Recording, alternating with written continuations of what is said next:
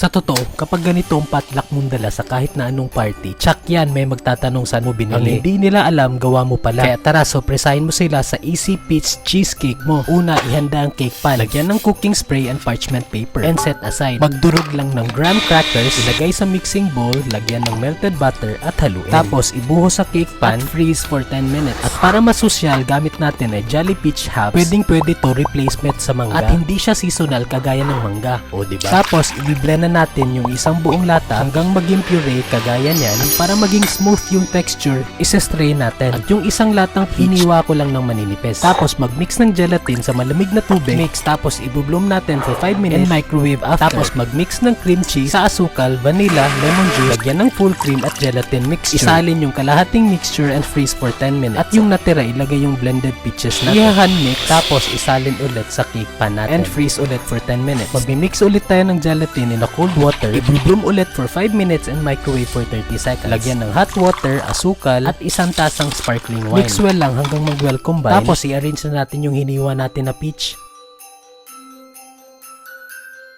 O diba ang ganda? Lagyan ng gelatin mixture and chill for 30 minutes. Ilagay yung natirang mixture and chill overnight.